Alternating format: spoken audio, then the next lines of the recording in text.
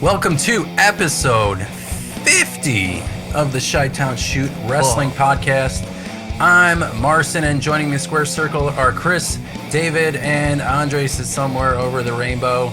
We're coming to you from the heart of the wrestling world, Chicago, Illinois, bringing you the latest news, hottest takes, and all things WWE and AEW. If you have questions or thoughts, send them over to chi-townshootpodcast@gmail.com. Without further ado, happy holidays, everybody. Woo! We are right in the middle of the holiday season as of this recording. And I mean, what a year it's been. What a busy season it's been, I think, for all of us. We've been dealing with so much shit. And I just want to say thank you to everybody who's been listening to us for these past 50 episodes. Thank you guys, David, Chris, Andres, for all of you for just putting up with me and this show and for helping make this show as great as it is. And cheers to more progress. Cheers to more interviews, more content, more cameos. Cheers, more cameos. Arlene in the cheers, back. Everybody. Chris, how's your holiday week been going? It's the season. So much is happening. High stress. Nah. I mean, I hate last minute gift shopping, but that's all my own fault. It's bad habit. I think you do that every year. Driving past everything on the way home. I mean, that's how ADD works, right? You lock in when you're just like, crunch time. That's where we're at. But we got it done. I got you this car for air freshener and this ice scraper for Christmas. Here's some windshield balloon, Mom. Yeah. Put it in your coffee. Some boner pill, those goat seeds or whatever is in those honey pack convenience store. Give me that Hippo XL. Or Rhino. It's probably a Rhino. Hippos don't have horns. Damn.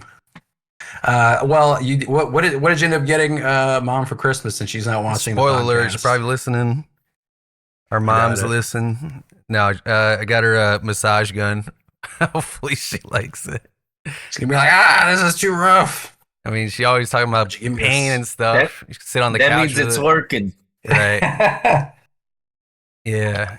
Dad, I got a chess set. Well, it's chess, checkers, and dominoes, I think. So is it like how big is this box? That's like 3 different games in one. Is it like a tiny little box thing? It's like foldable. It's not like the one like we used to have, but it's like a bigger wooden thing. Oh yeah, like that little tiny leather box. So it's just like the tiny pieces. Yeah. Yeah. Well, that's cool. I think they definitely need some other things because I know they just are locked in watching YouTube. Yeah, I did get them a replacement remote, Insignia remote. I'll see that search history. They'll jump into my YouTube account. I'll just see like Polish search words. Well, that's your fault for staying logged in on their TV because they don't know like what a YouTube profile is. So now everything that they search, you see. It'll say like funny action movies, Polish translator, but it's like in Polish. Yeah.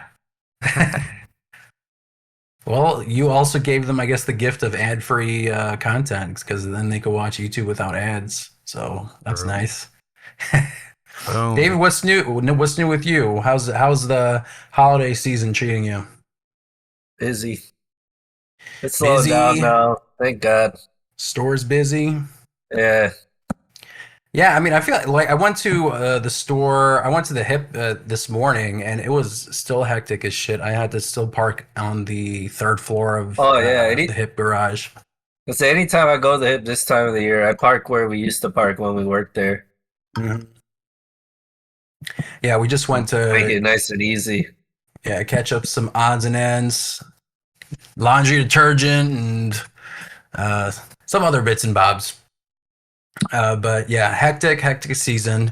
But this is a wrestling show, so I do want to preface this that it'll be a fun little year-end episode. We're going to focus on one specific news story, and then we'll just jump into our own picks of the year, our predictions for next year, and what's going to happen. And yeah, it'll be a fun show. So stick around. And first, why don't we jump into the first news story? So, in this week's news cycle, there was a whole bunch of stories. So it was kind of hard for me to pick one, but because I feel like the year-end stuff is going to take up a decent chunk. But I thought this one was pretty interesting. And this is from Fightful Select because I go with people who are reputable, and a lot of wrestling dirt sheets aren't reputable. So thank you, Sean Ross Sapp, for your reporting. So I know, like, we all like to listen to podcasts, like from wrestling figures. I know I do. I like watching, Jim Taker. Ross. What? It said Taker. Taker, yeah, I mean Taker. Honestly, I'm not gonna watch Vince Russo, but it's more for entertainment and not necessarily his seeds of knowledge. And a billion bros in one. Yeah, and a billion. Bro, I'll tell you what, bro. Bro, Yeah, come on, so- bro. You gotta understand the business, bro. I don't like wrestling. I do it for the entertainment and that kind of stuff. Like he's like, I don't care about the match bullshit. He's Jerry all about Springer, Jerry bro. Springer. Yeah, basically. And of course, JR has his own show.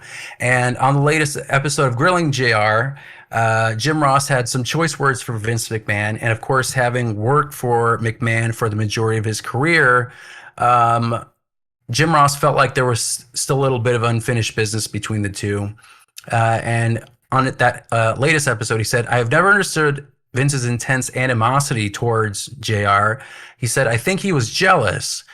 His response came after the host, who hosts with JR, and I think he does a bunch of other like wrestlers too, Conrad Thompson.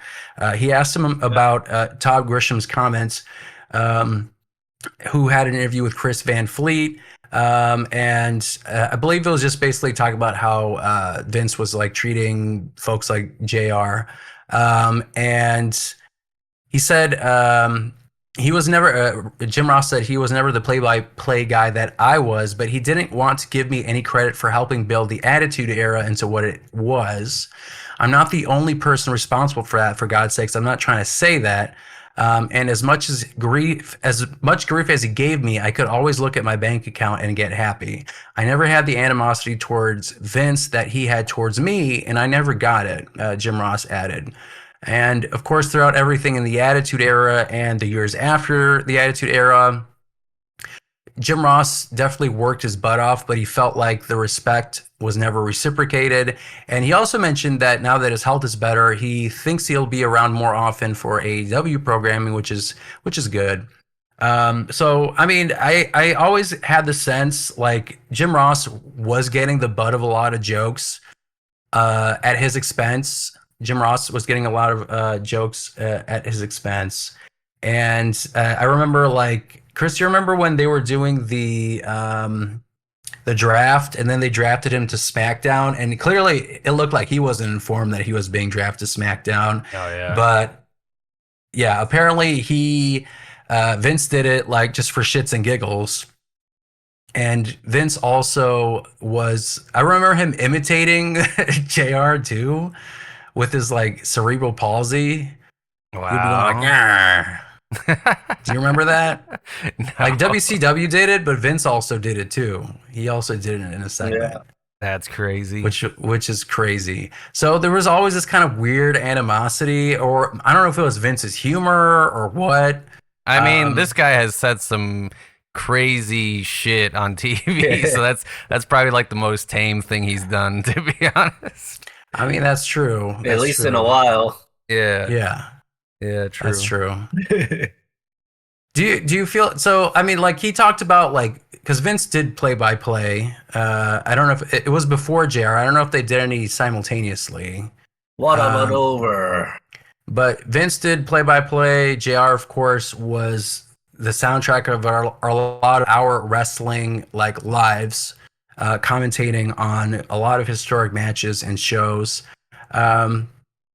Chris, do you agree that there was a skill gap between his play-by-play and Vince McMahon's? Do you feel like maybe there was jealousy in terms of just pure skill, or what do you think is like Vince's like angle? Why do you think he was acting like that? I mean, he's just a disturbed individual. He has an interesting sense of humor, as we've heard so many stories, and I don't know about jealousy. I think he's the boss, and he wants to push certain envelopes, and he wants things his way, so he'll have some fun along the way, I guess. Yeah, I guess so. Well, David, what do you think? I think it's just more like it's just who he is. Like, and then you hear about like bookers before him and like promoters before him and people in the back before him, or even like the ones that he was around that are slightly older than him. Mhm. And it's just who they were. Yeah, Unfortunately, well, it's like it's yeah, just who they were back there. yeah. Um, so JR mentions that Vince didn't want to give him credit for the success of the Attitude Era. How much do you guys feel? How much of the feel and legacy of that era do you feel like is owed to the commentary versus like the actual in-ring action? Like how much of an important role do you feel like JR's commentary played into the Attitude Era versus just the wrestling in the ring? I mean, the main thing, like, if you just told me to sum up in like just instinctual, like, what's the first couple things that pop up when somebody says 90s wrestling, it would be Stone Cold, and then JR saying Stone Cold, and then Stone Cold. yeah, just Stone Cold. going nuts like that. That's the essence of that era summed up, I think, and I think most people would agree because everybody knows Stone Cold Steve Austin, and then everybody's going by God, Stone Cold, Stone Cold. So for sure, I think hearing it, because some stuff was like whatever, I think, as far as like what was actually happening in the arena, but then you just you're watching it on TV and you hear JR just like losing his shit and being really invested and devastated with what's happening in the ring, so he for sure made, I think, 90s wrestling, more specifically the WWF. I agree. David, what do you think? I think definitely as a commentator, and then also even more so like he was talent relations back then. Oh, that's true.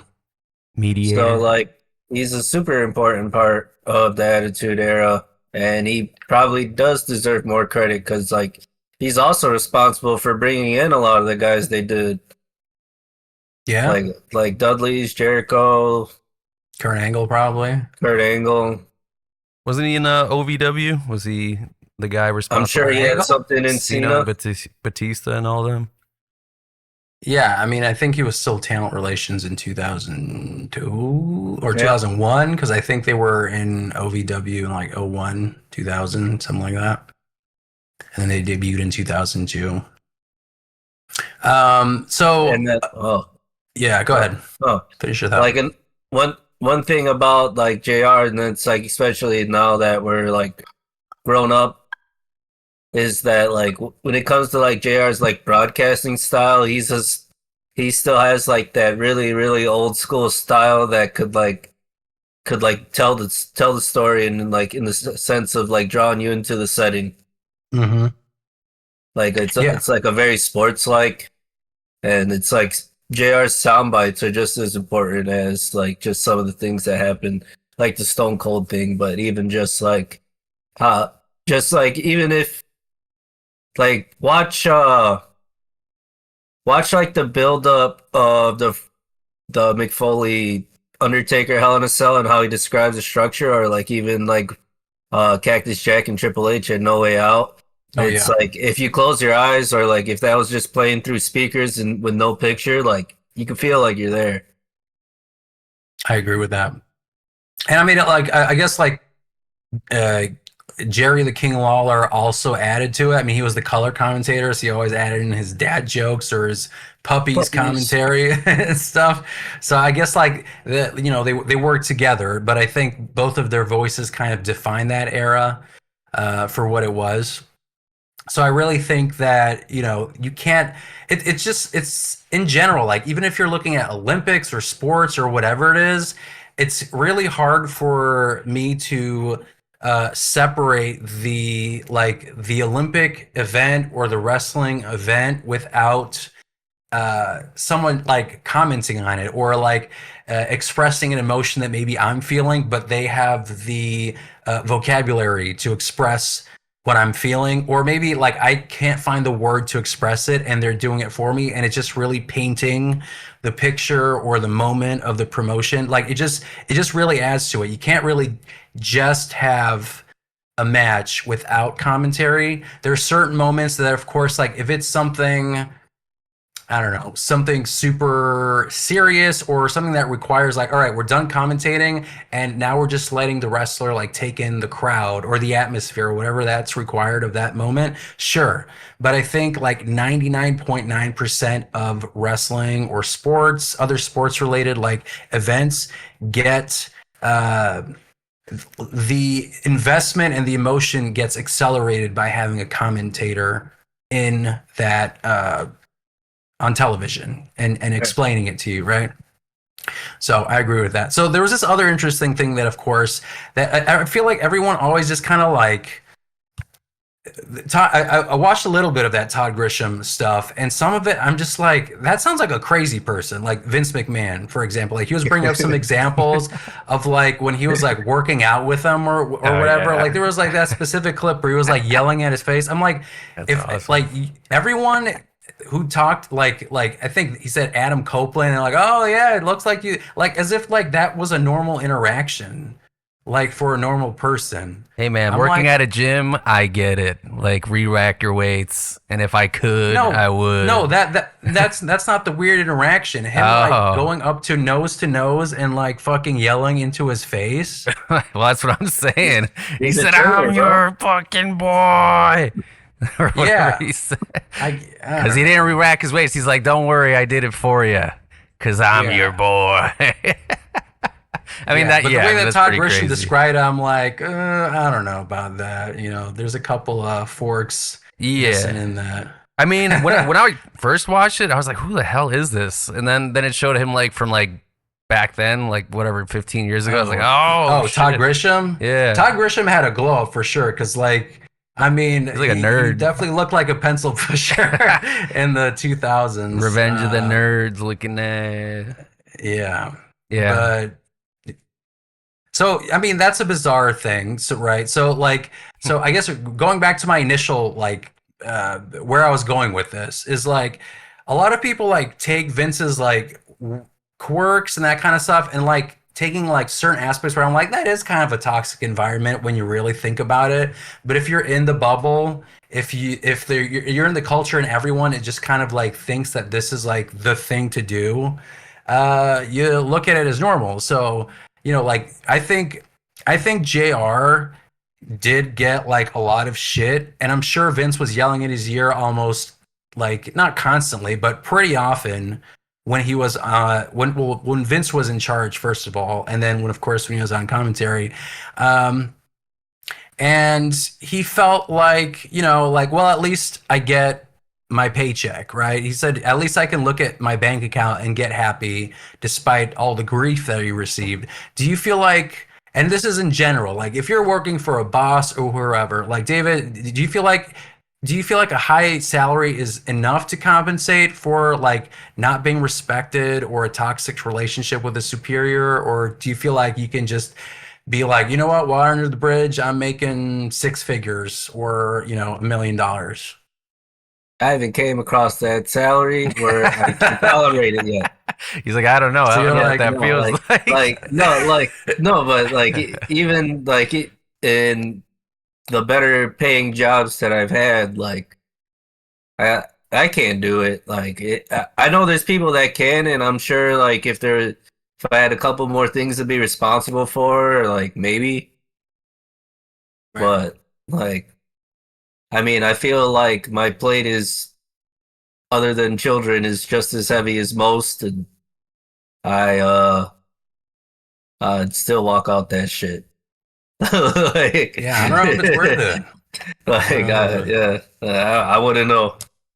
And then I grew up on Stone Cold, so is it worth it? Like, if you Right, crash out, exactly. Like, if you crash out, is it equal? Like, right, exactly. Like if we stun the boss, or flip him a couple birds and pour beer let over them his head. know what it is at the very least. Like, Yeah, I don't know. I don't know if it's worth is it it. see you next Monday or is it fuck you? Like, which one is it? Right, Chris. What about you? What do you think? Is it worth it?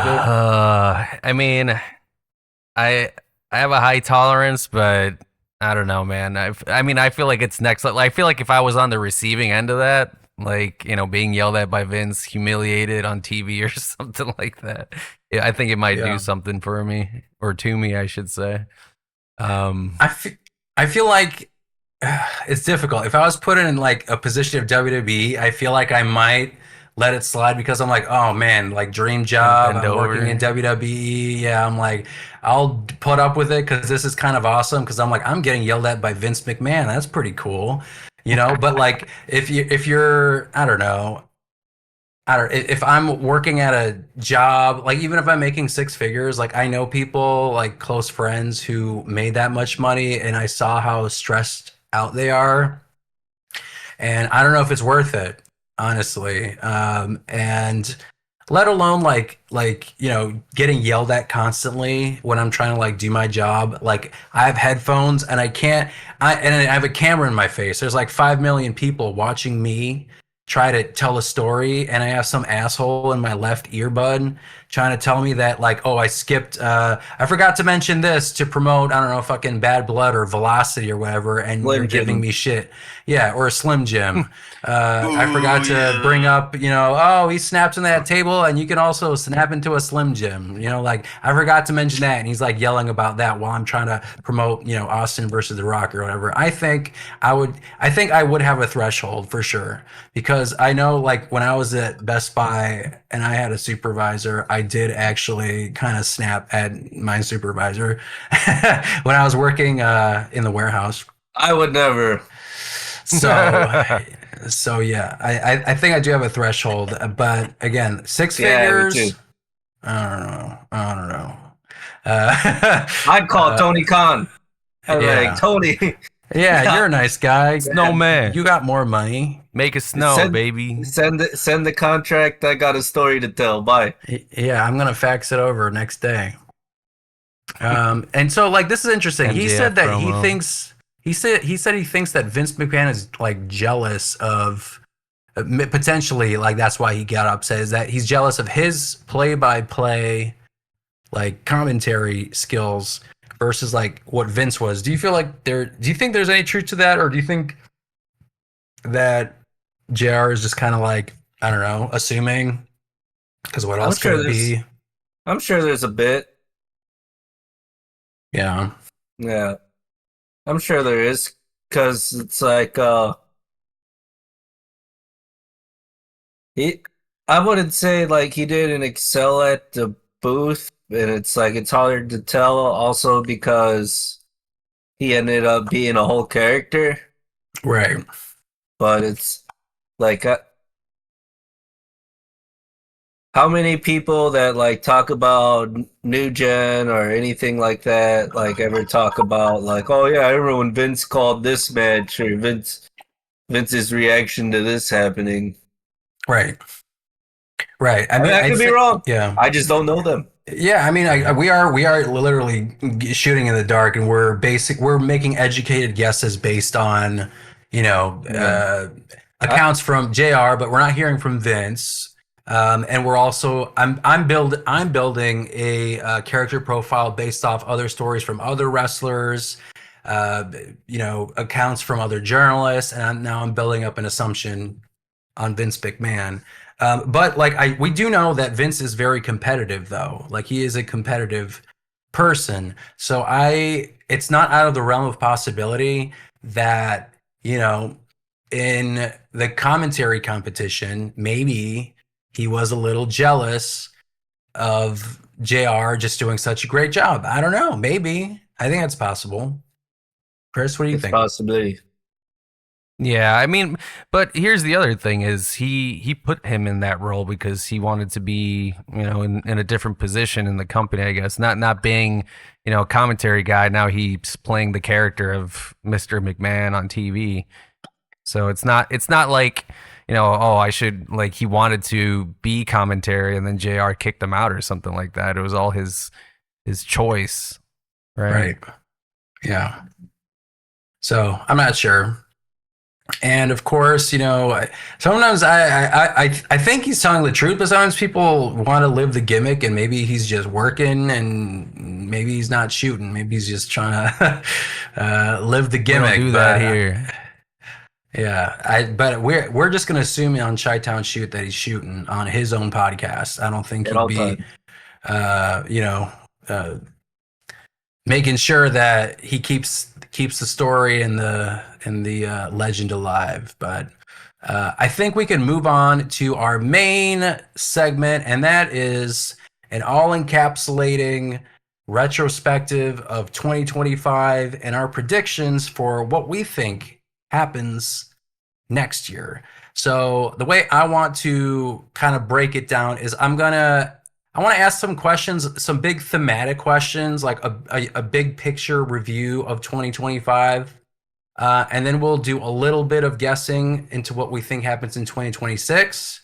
And then there's a specific, like, match of the year, wrestler of the year. And I want to go around and ask you guys who you think that is. And if you can give me some, explanation why you think that is the match, person, gimmick, worst gimmick, let me know. So I think I want to start with just the overall kind of like big three: WWE, AEW, TNA. And I mean, and arguably, I feel like I can include, let's just include them.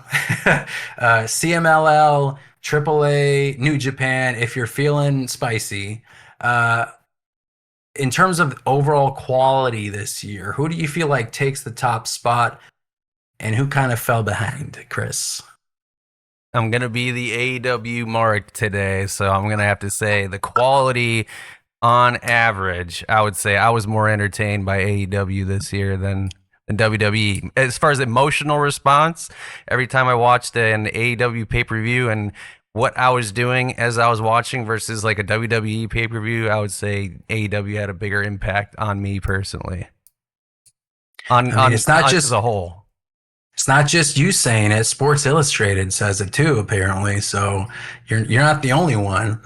David, what about you? What do you think? If you took a step back and the clock strikes midnight, it's 2026, then you're like, man, 2025, what a year for wrestling. I think, Stardom is the promotion of the year. Who's your New Japan World paying off, baby? Yeah, right. I'm about to resubscribe and forget it for another 5 months. Let's go, Wrestle Kingdom.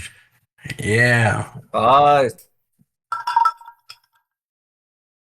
It's tough because if you say WWE, it's like 400 shows. I don't mind if you give me a John Cena response either. Like, if you want to be kind of nuanced, I don't mind. What does it mean to be the color blue? Yeah. I think instant reaction to AEW. I think when we zoom out and I think about 2025 and 2035, I might say WWE. Mm-hmm. But so you're talking about a decade time.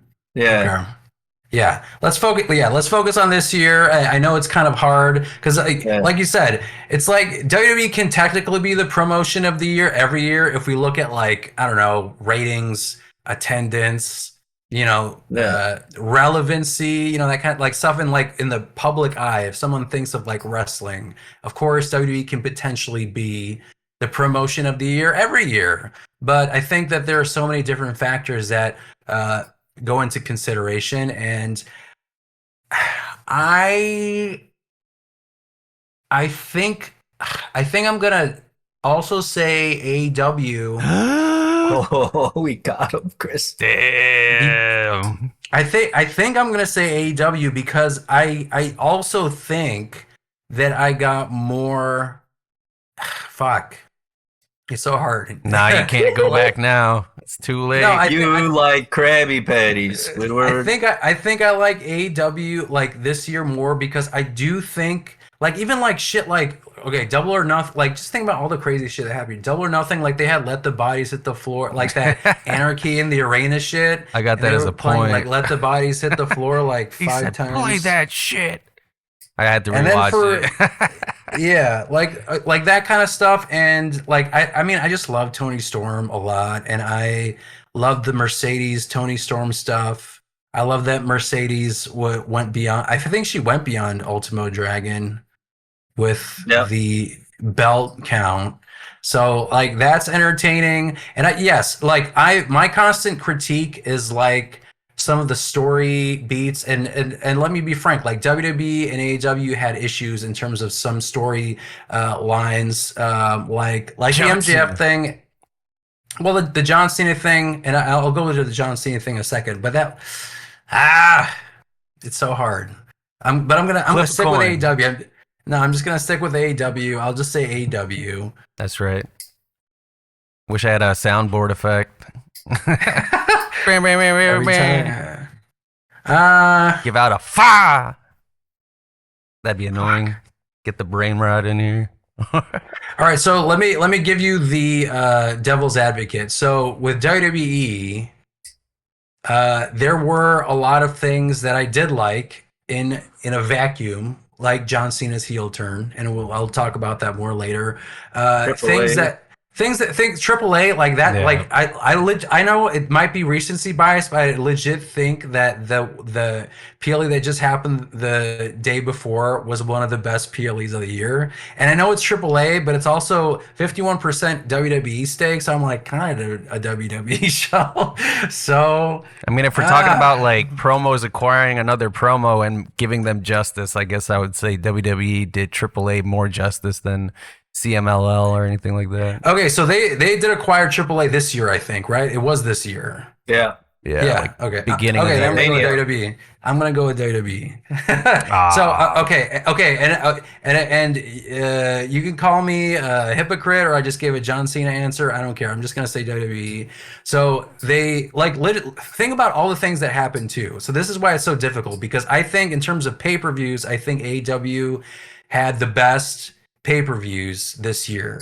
But I think if I'm talking about promotion work, and I have to include everything, like literally the Netflix debut happened this year. Do you remember that? That the Netflix debut happened this year. I know so much happened. Damn. And they had the ESPN debut, of course. They had Penta 20 show ads up. a set. They had Ricky Starks show up. They had Blake Monroe show up. They had John Cena do his heel turn. They had the John Cena retirement tour. I mean, like that, like it or hate it, there was still the John Cena retirement tour. They had AJ Lee show up. I don't know. Yes, the price gouging and the expensive tickets suck. Boo. I agree with that.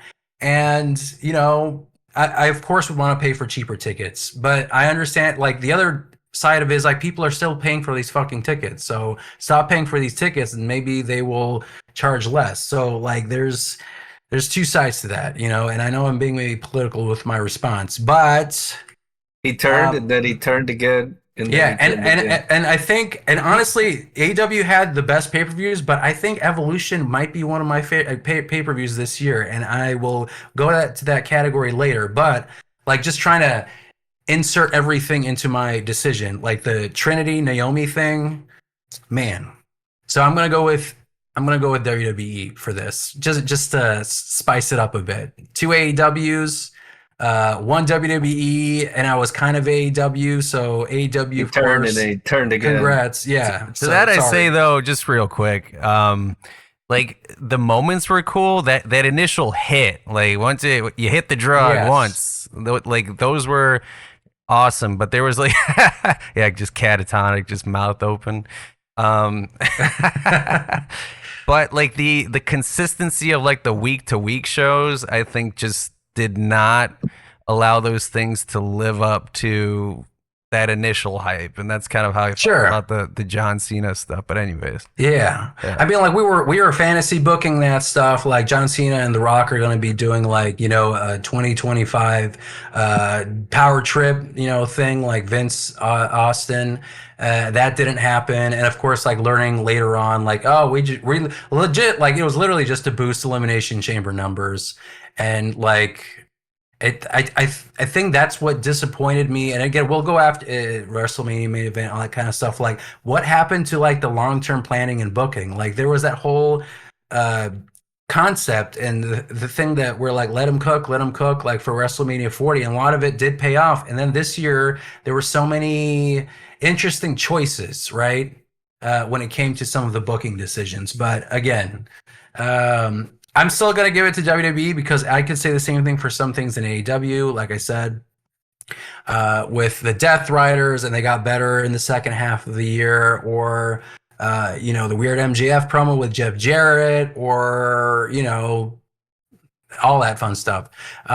So yes, WWE. All right. Let me go off to the next part. So there's some like big picture stuff I want your guys' like insight on. Now that we're in December and we've had some time to think about it a little bit, and John Cena just recently tapped out to Gunther. If you guys remember, we talked about what we want the perfect ending to be. And now that it's been like, what, a week and a half, 2 weeks or so after John Cena tapped out, I think it's been just a week actually.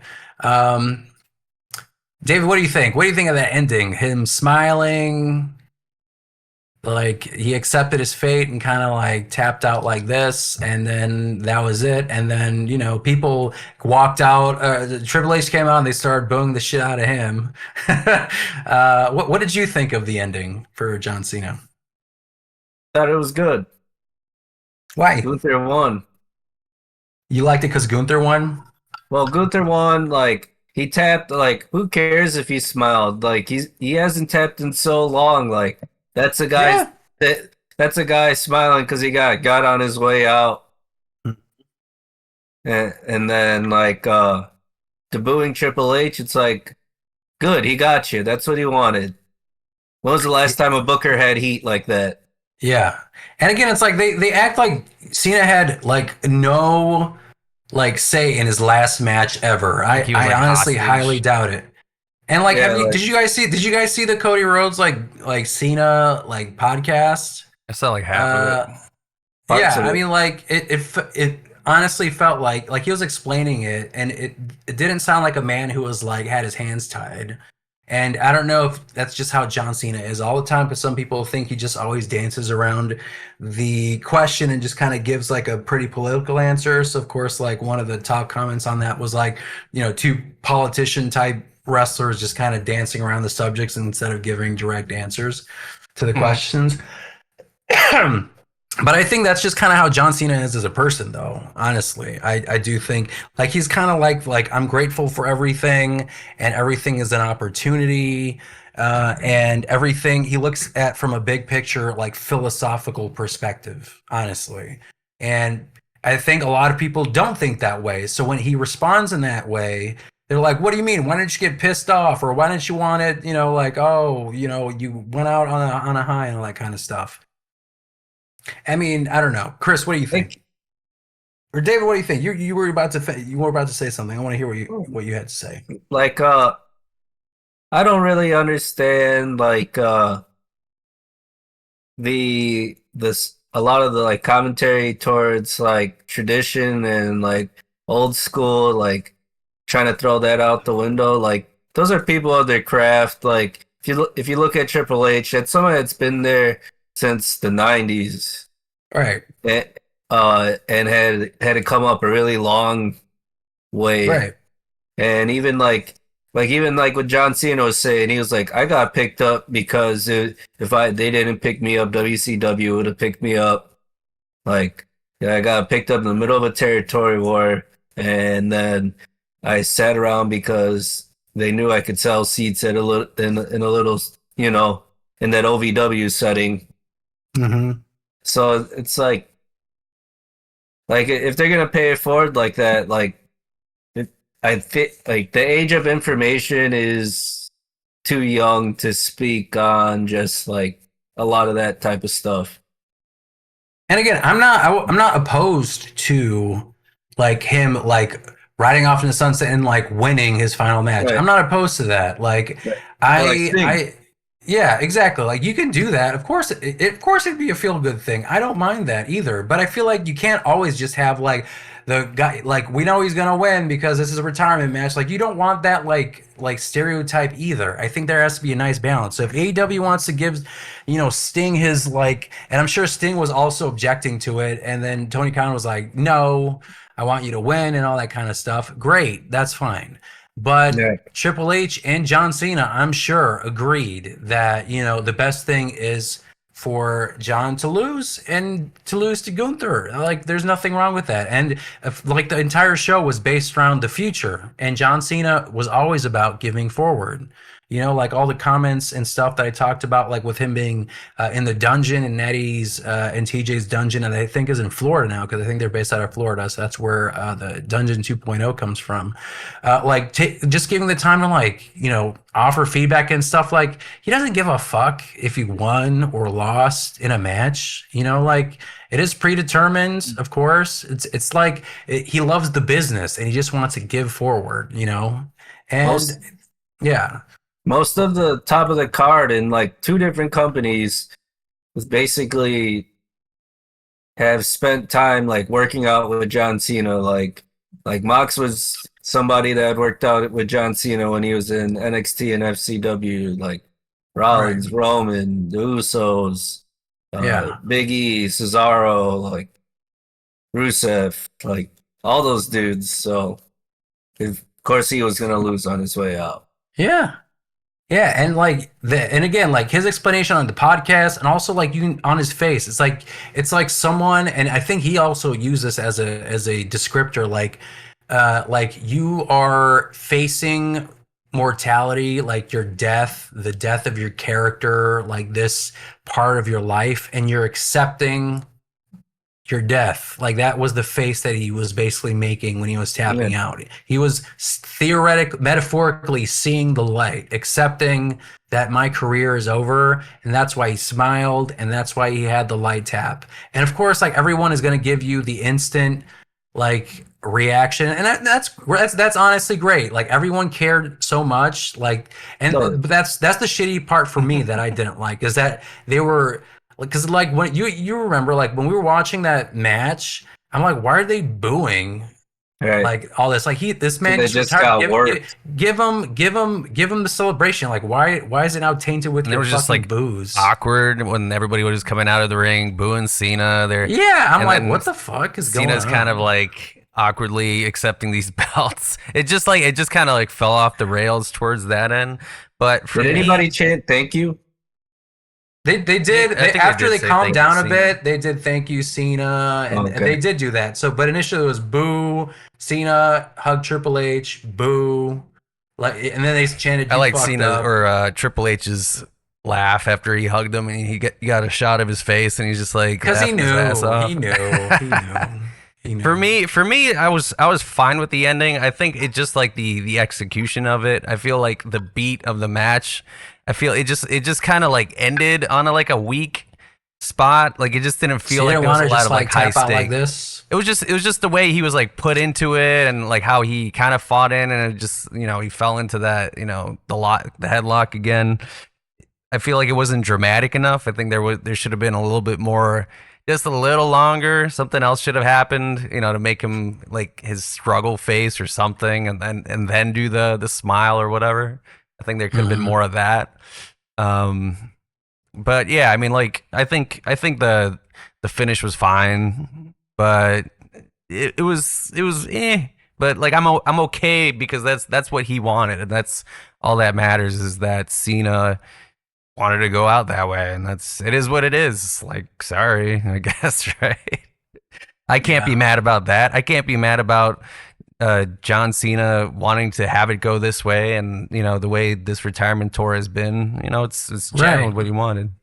So Yeah, I mean, like this is the thing. Like he said that I think he was available for basically the whole year, and then they said that we only need him for what was it like 65 dates or something like that. It was something much shorter, 85. I don't know what it was, and I again like I think I liked that it was so sporadic. Like I like a little more because there's sometimes it was like I'm having a match but there isn't any build up because I'm not on the show, so I understand that part. Maybe there were if there were like a maybe there was like an extra show here or there before or after the PLE to kind of like add some build up or additional perspective from John Cena for the match that he's about to do and justify it. So that was a bit of a problem. So I didn't need him the entire year, but maybe a little bit more. But I didn't think he needed to be there the entire year because again, WWE still needs to build other stars. They have, I mean, they have so like think about how many wrestlers they have, like women's, men's wrestlers, like all of these people. They need television time, and it can't just be the John Cena show for the entire year. You know, even if it is his retirement tour, and it was a big focus this year, regardless of him having these many dates, right? So. So yeah, I didn't think it was that big of an issue. I was perfectly fine with the ending. Of course, I'd love to see him win and run off like right off into the sunset. But honestly, enjoyed when Gunther came out and then got booed the shit out of. And keep in mind, this was after they already recorded a previous episode of Monday Night Raw. So these people were already fucking tired, and then they had to basically experience another show and and like the amount of heat that Gunther got in that opening thing was great. I think that worked. Now, if it's going to maintain itself, mate, like we'll see. I think when he met AJ Styles, I think that's the next person he's retiring. You know what? I want him to be the new Legend Killer, the person who retires all these people who are literally. I think they're all coming up in their retirement. AJ Styles, whoop, sorry, Brock Lesnar.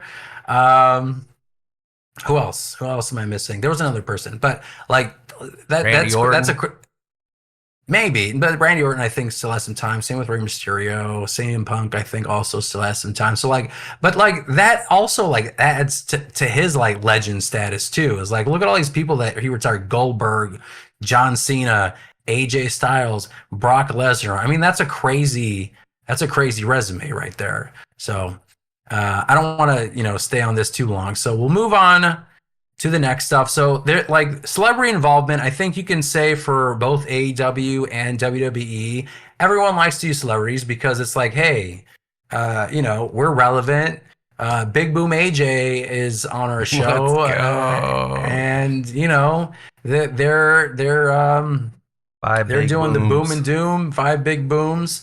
WWE and TKO, of course, love the use of celebrities. We see them in the crowd all the time. The Netflix premiere was chock full of them. They made sure you knew. And of course, Logan Paul is a wrestler now, but I'd still consider him a celebrity. And of course, Travis Scott was involved in the first half of the year. And do you feel like, Chris, celebrity involvement has gone too far? Or, I don't know, what do you think? What do you think of people don't know what that means. You know what I'm talking about. Go back to 2008 to 2013, 14, where there was a host like every freaking Monday Night Raw. Like, that's too far. Like, that was too much. Bob Barker's ass on there. Freaking, who else was on there? Pee Wee Herman. Right. I mean, on and on. So it hasn't gone far enough. No, I mean, I think it just needs to be tasteful. Like, I personally think, and y'all can hate me all you want in the comments. I don't give a fuck. But Big Boom AJ, I think they're doing him like whatever that is, like to throw him into like as like a pre-show match. Like honestly, like that's entertaining. Like shit, that's You got. They sometimes have some of the best matches of the card. If we're being honest, yeah, like the most entertaining. Very entertaining. Get the Rizzler out there. Let's go. Hell yeah, let's go. Yeah, David, what do you think? I think we're at a good level. I don't think it's overly done. I think both main promotions have a good idea of how much they want to use. Mm-hmm. And I think it's done. Like, I don't ever think like, unless it's like SummerSlam or something. Like, no, sorry, Jelly Roll, but I'm gonna pick on you. But it's like stuff like that. Maybe if a larger card, but it's like I can't remember that far back enough to think, oh, this deserved to be there instead of that. Yeah. Like I Snoop think- Dogg, though. Come on now, that was some quick thinking on Snoop. That's Yeah. a real worker. But Snoop Dogg knows ball though. Like he understands wrestling. He's got ball knowledge. I mean, I think he helped like Mercedes, but like when she was Sasha Banks, like he helped produce her song. So like he like there's a lineage to it. There's a love of it. There's a difference. So when you mentioned the Raw general manager like host stuff, half of those people were just there for a paycheck. Like they didn't know what wrestling was. What was that? What was that one guy who would call it Summerfest or whatever the fuck it was instead of SummerSlam? Hulk Hogan? No. No. He was promoting. Superdome. He was the Silverdome. guy from. I think it was the guy from The Hangover. I don't remember what he was promoting, but he called SummerSlam Summerfest. So you know, like those kind of people are there for a paycheck. But like right now, the celebrity, like I think Travis Scott genuinely loves wrestling, but I don't know what the fuck happened. It was a combination of like it was a combination of creative power struggles. His diet don't meet what it takes to be a wrestler, bro. It's okay. Yes, I mean like that too. Like Travis Scott also, but like The Rock Can't also. I smoke, think there was drinking, freaking do prescription drugs and break Cody Rhodes' eardrum. and do a freaking Steamboat versus Savage. And you can't do that at 7:30, and when you're doing that at 6, unless you're Ric Flair. Right. Right.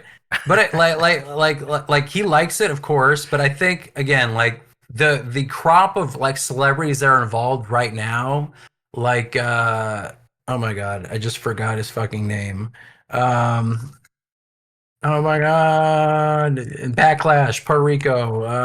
Bad Bunny. Bad Bunny. Thank you, Jesus Christ. But like people like Bad Bunny, like actually love wrestling.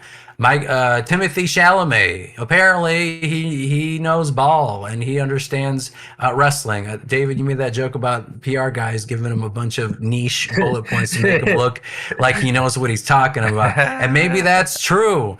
But if it isn't, that is very impressive. Yeah, like he knew Boogeyman's real name. I don't know fucking Boogeyman's real name. And apparently, like he's younger than us, and he was basically saying like that specific era of wrestling, like 2006, 7. Like he was probably like maybe 8 or 9 around that time. I mean, that's still impressive. Like the stuff that he found interesting, I think is fascinating. So like that level of celebrity, that crop of celebrity that loves what they do.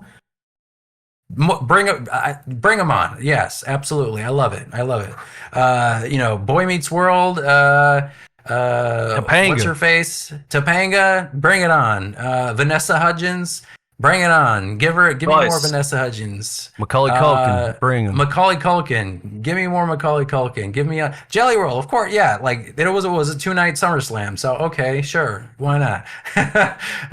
Why not? Give me more Jelly Roll. I think celebrity involvement is fine, and it is what made WWE or wrestling successful is the celebrity wrestling crossover. So it's just as long as you have the right celebrity, the people who are invested, then it's fine. Otherwise, leave your Summerfest at the door.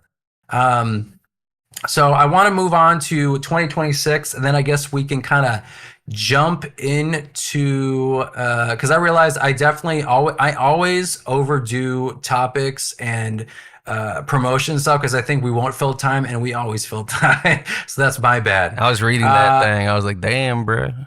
Yeah, I was like, I don't know. Want me Maybe to people do give a like short freaking- answers. Maybe I could. I just need enough to like work with. So I ain't working on my doctorates, bro. so like I want to jump into like 2026 a little bit before we jump into like the awards. I'm gonna skip all the rest of that stuff, and yeah, I guess I want to get some of your guys' perspectives of like what do you think is gonna happen. So we talked about Chris Jericho potentially returning in 2026, and his AEW contract is reportedly up at the end of this year. And we kind of talked a little bit about this in the past couple of episodes, but David, do you feel like it is an inevitability that he comes back to WWE, or maybe we'll see him in AEW again in some surprise appearance? Learning Tree 2.0, bigger, stronger, roots, better than ever. What do you think?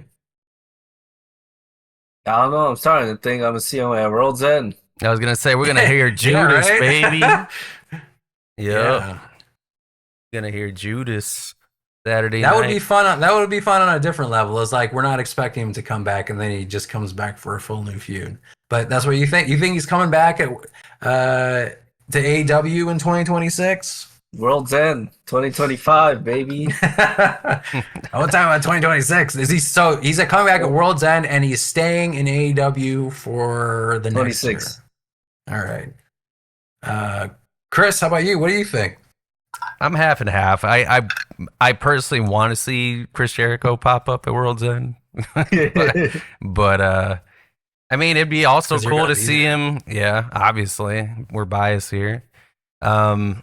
But seeing him at the Rumble would be cool too. But it's just like what do you do with him is my question. It's like okay, he shows up, but it's like all right, well, what do you do with him on the stacked roster of people? Like who do you put him with? Where with at least like in AEW, he could be put in a couple places because he was the first AEW champion and all this kind of stuff. So there's just more for him to chew on, I think, in that landscape. But like in WWE, like where do you put a guy like that? You know, in this current He's moment. the masked man. Oh wait, No No. way. Yeah, too late. a little too late for that. nope, can't be Austin the masked Theory. man. So yeah, I mean that's a good question, and this is my predicament with this prediction because I think WWE would offer him a retirement story, and I don't think Chris Jericho is a personality that, at least in his current like life, I mean he's like 56, 55, that I feel like he could go like Sting and do it until he's like 65. I think he would honestly keep doing it. I mean, he's in So good like shape. for WWE to be like, hey, we're gonna let you come back, but we want you to retire, and this contract is for you to retire, and that's another person on Gunther's notch. That's another person he'll probably retire is Chris Jericho. So that's my hesitancy. Is I don't think Chris Jericho wants to retire next year, or maybe it'll be like a 2-year or 3-year arc. Maybe that's what it's going to be. He's going to show up, but they said in his contract you have to retire by like year 3 or 4. I don't know if I want to see a face Jericho, to be honest. There's no way he's going to be a heel when he comes back. I don't think so. Well, that's what I'm saying. It's like he would have to do some kind of AEW thing, I think. But I don't He'd know. have to We'll be see. the masked man. The devil. He'd have to be the other masked man. There's two. Yeah, exactly. There were 2 people, if we're being honest. So who knows? Honestly, they have the they have the space to say that there was another masked man because you don't know who was doing what. So maybe It's like Grande Americanos, but masked men. yeah, that's true. So the next like kind of speculation into next year. So Britt Baker has been kind of missing for a while now. There's been some speculation that Britt Baker maybe is the next major AEW star to jump to a WWE. So what do you think? How likely is it that she shows up at the Rumble, or do you think that's a long shot? I don't think that's a long shot. I think her relationship has been that bridge has been kind of burnt at AEW. I feel like there's some weird animosity with her and Tony Khan and just the way she was being booked and all that. Because I feel like she showed up and then she did her thing and then she just disappeared and with no trace. But Yeah. Yeah. David, what do you think? Britt Baker, Royal Rumble, what do you think? I think she'll show up in something NXT related.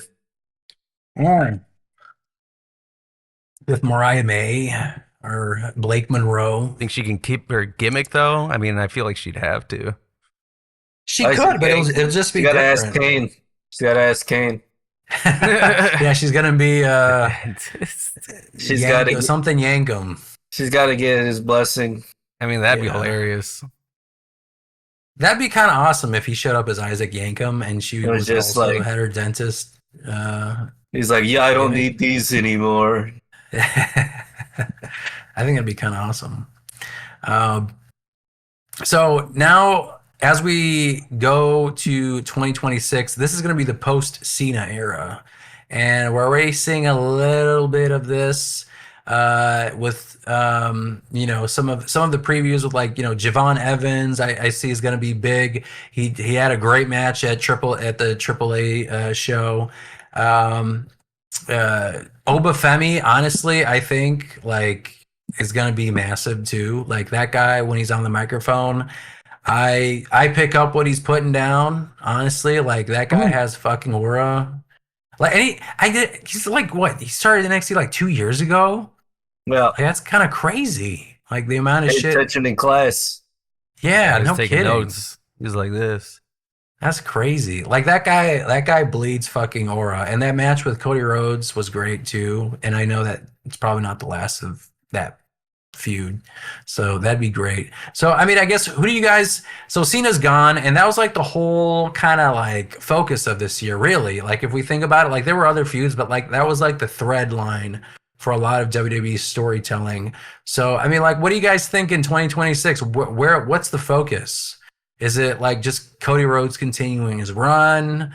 Does Braun Breaker get his like breakout? He beats like CM Punk in the New Year Netflix show and just has a year-long run. Breakout star. What do you think? I mean, I think they should do something bold like that because they have to use younger talent. I think, but Cody, I think will keep his belt for a bit, but I think Punk will drop it to Braun Breaker. Mania, because when's Mania? April. It's in April, but they are facing each other for the world title on it's the first Raw in January. So Yeah. do you think he's dropping the belt to him? Yeah, I could see it, and then maybe they'll play hot potato with it, but Gives Punk a couple more reigns. Yeah, I could see that too. I could see him dropping the belt, maybe retaining in Chicago at Elimination Chamber. Like they put the belt up for Elimination Chamber because it's in Chicago. Win it back and then lose it again in Vegas. I think that's a possibility. David, what do you think? Is he dropping the belt, or who's the big cheese in 2026? big guy. I think Drew McIntyre gonna get his way back to the top. Man, I'd love that. Yeah, I hope so. You need the Axis powers with Gunther and Drew McIntyre. That's what we need. I made some home invasion memes with like the Cody Drew stuff for the holidays this year, so look forward to that. I mean, it's probably out by the time we publish this, but I had some fun with that. But so you think Drew McIntyre is gonna be a big cheese next year? Yeah, I think Breaker too. I think so. I think Drew on SmackDown and Braun Breaker on Raw is gonna have a breakout year. No pun intended, Braun Breaker. But I do think like he's still in his 20s, right? Like he's gonna Yeah. he's I think it's a have rough great 20. run. I think I think LA Knight's gonna find a good way to like mix in with being like one of Breaker's like main rivals Yeah, and maybe even get the belt too. cool. I think 26 is when we get our LA Knight title run. Sweet. All right, so this is definitely going to be a 2-hour podcast because now I want to get into the awards. The awards. Lightning round. Nah. Yeah, I mean we could if you like, but I would No. I would like an explanation though, like for your pick. I don't just want I pick this one. Okay, Yeah, great. yeah. I wrote some stuff. Yeah. All right. So, I mean, we have like some obvious ones and then I have some more niche ones. So, I think we'll start with like the big ones and then kind of drill down a little bit. But let's start with male wrestler of the year. So, I think there's a lot of contenders. And I think I'm going to go last every time. And I'm gonna start with, or you know what? I'm gonna alternate. I think what I'm gonna do is we're just gonna round robin and someone's gonna go first every time. So, but I'll start with Chris. Who's your male wrestler of the year? I'm gonna have to go with Hangman Adam Page. Ooh, Um, why? Because I feel like his feud. I mean, as far as like long term storytelling, like I feel like him specifically, his arc, him with Swerve, all that kind of stuff. You were just very invested into every match that they had, every interaction that they had, and then that initial payoff with him taking the belt off of John Moxley, which was a big crescendo, and it was a freaking awesome match. So yeah, now he's tying up with Joe. I guess we get to see that at World's End. Was it triple threat? I think it's Joe Swerve. It's a fatal four-way. No. MJF. Because MJF came back. Yeah. Yeah. Yeah, so I mean that's gonna be insane. So yeah, I mean he's just a lot of just like you want to see those matches. Like some Cody stuff, I was like, yeah, whatever. Like he's feuding with this person, but I feel like with Cody, like nothing felt like it was like high stakes. I was like, he's gonna have the belt on him. Like this doesn't feel like anything's gonna happen after this. It's just like for this specific pay per view or whatever, like WrestlePalooza or some bullshit like that. So yeah, I would say Hangman for male wrestler of the year. Okay. David? Dirty Dog. Fuck, that was my pick too. Fuck! All right, why did you pick Dominic Mysterio? He beat John Cena. Yeah. The AAA title. Belt. And then he also has that IC title. Yeah. He's starting to spread on like the internet with like other things that involve being Mexican, for lack of a better way to elaborate. Hey, viva la raza. Like Chico's Toxico and all of them, and like even like a band made a song named after him. Really? Yeah. Oh, that just adds to my pick then. That wasn't even part of it, but that's awesome. Yeah, so just like stuff like that, like I seen a couple like his meet and greets, and it's turning into where like little kids buy into the character. Like he's starting to get over with like the lying, cheating, stealing. Like it's not always like a boo fest when he comes out anymore. Yeah. I agree with you. And so I'm going to tell you guys my nominations. So I had a list, and then I decided to go with Dominic Mysterio, but I also had Hangman Adam Page. I did have Cody Rhodes on there. I had Gunther because, of course, if you beat John Cena, I think you should probably be on there. But he's also had a very True. consistent year. He's had a consistent year of great matches, and I think I haven't decided yet, but I think one of my matches of the year is Gunther versus CM Punk at SummerSlam. So he's had a very, very, very, very good year.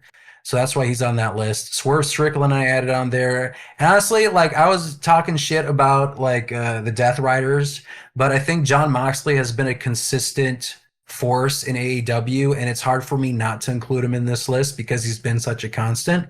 So I put John Moxley in there, but I'm going to pick Dominic Mysterio for all the reasons that David said. He had an amazing match at WrestleMania and won the Intercontinental Championship. He's also the AAA, like a different promotion, top of the totem pole. Like their champion. world champ. Dog. He is their world champion. He is. I mean, like first of all, like he's just so likable too. Like he's a likable asshole. I love everything he's doing with like the Eddie Guerrero thing, the deadbeat dad stuff. He's our scumbag. You seen the news reporter that got thrown off by his dad comments because she didn't know he was in character? Of She course. was like, oh. Someone who doesn't watch wrestling, I'm sure. So I mean, like that kind of stuff. Yeah, I mean, like I know some people like have some issues, maybe like his promo work. They don't think like he's like charismatic enough, but I feel like that's how Dominic Mysterio talks, and that kind of gives him his charm for me. Like he's Right. not gonna be like an MJF or a CM Punk, but the way that he's talking is like Dominic Mysterio talking, and I don't know if I want him to change how he speaks. Like that's just Dominic Mysterio. So I like whatever he's doing right now. Keep going with what you're doing. And yeah, like you said, like he had so many great matches. He beat John Cena in his last PLE and also took his IC belt, so he retained it. So he's a two-time IC champ now this year. Judgment Day, like he was leading the Judgment Day for a good chunk, and of course, Liv Morgan was really leading it. But like while she was gone, he was in charge of it. Um, yeah, I mean, like just an overall like very entertaining, consistent, great matches. He's had so many like noteworthy wins this year, and like if I look in 2025, like that's the name that constantly sticks in my brain from month to month. So I got to give it to Dominic Mysterio. So congrats, Dom and Hangman for the Chi-Town Shoot Male Wrestler of the Year. Are we gonna make award. graphics for this? Maybe we should, but like, what am I gonna say? Like, oh, we picked two people instead of like one person. Everybody's I feel a like winner. you have to decide on one, or maybe we'll do like predictions thing where like we all picked one. But Yeah, we'll see. like yeah, right. No winner. So, all right, female wrestler of the year. All right, David, who's your female wrestler of the year? Stephanie Becker. Oh, shuck it, duck it, quack, quack. Why Stephanie? Why Stephanie Vaquer? Yeah. 3 belts. 3 belts. 2 at the same time. With Oh, the you're right. Titles and You're right. the And then women's title. she won the world title. Yeah, that is a good point. And actually, she wasn't on my list. She should be. You just made the list. You just She- made the she- list. Like, because I had Io Sky, Mercedes, I had Rhea Ripley, I had Chris Statlander because she actually beat Tony Storm, so I thought that was pretty noteworthy. Tony Storm because I think she won last year for me, but like she's just Yeah, she almost won twice. yeah, she's such a constant, man. Like she's just so I don't know, like what that Good. whole gimmick, yeah, the word the her promos and stuff, like she can do Tony Storm type promos, and yeah, just a constant. Like she's just like the best. And Naomi, like I fucking love Naomi, and then she had to have a kid. Like congrats to her, but I thought she was gonna have a generational run. And when she comes back, I think she will. So, but I have to give it to Io Sky this year. I think Damn, Io you Sky. you said all these names. You're like, yeah, you know what, Io Sky. Oh, did I not say Io Sky? I don't. I Did you thought bring that's the her first up? name I named it. Oh, maybe. Well, she was Let's do on the that. first of my list. If I didn't, my bad. But she was on my list. So Io Sky is my female wrestler of the year. I mean, again, like probably the best run of the year in terms of like, yeah, I mean, like popularity. Like she's just been so likable. The Team Rio stuff, and they're gonna be in my contender for match of the year. I'll let you guys know when we get to it. But like just a great run this year. Like it was unexpected to me too. I thought she was going to drop the belt before WrestleMania. She retains, has a great run, maintains her kind of level of popularity all year long, consistently entertaining, consistently putting out great matches. So I give it to Io Sky for 2025. Chris, what about you? Tony is my 2-time female wrestler of the year champ because I mean consistent. Her in-ring work is good, but most of all, I am sports entertained by her for sure. As far as like a company who thrives on like, wrestling and all this stuff, like her character specifically, very entertaining. So and she's doing the tag team stuff now with Mina Shirakawa. But yeah, I mean anything she touches is gold. So I'm gonna have to say Tarney Storm. Tiny. Tarney. Yeah, I mean, like a great pick. I agree. And for me, Mercedes was a close second just because of the run she had with all these belts. I mean, that's newsworthy in and of itself, and Yeah, that she doesn't was on happen there every too. day. So Mercedes close second, but I got to give it to Io Sky. So this one is a bit harder for me. The tag team of the year. Oh, I know the answer to this one. So duo of best chemistry, match quality. Honestly, I had FTR, I had Young Bucks on there because they were consistently That's the only entertaining. answer. I had AJ Styles and Dragon Lee, and I had Charlotte Flair and Alexa Bliss. And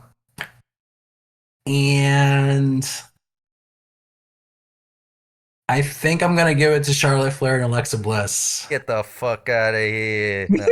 as the tag team of the year. I'm sorry, but I feel like last year there was a conversation about the WWE women's tag team division not being as elevated, and I think this year they're doing a really good job actually putting a focus on it with all these tag teams that they've had and actually making feuds specifically for tag teams. So I feel like Charlotte Flair and Alexa Bliss were an important part of it, and I know everyone else is going to be focusing on male tag teams. So I wanted to put in some diversity in here. So I wanted to, but again, Willow Nightingale and Harley Cameron. Oh yeah, I mean, also like deserve a spotlight too. Yeah. Which is, but they just got tag team titles like what 2-3 months ago. Something like that. So I'm gonna wait for them. Yeah, I'm probably gonna give them for 2026.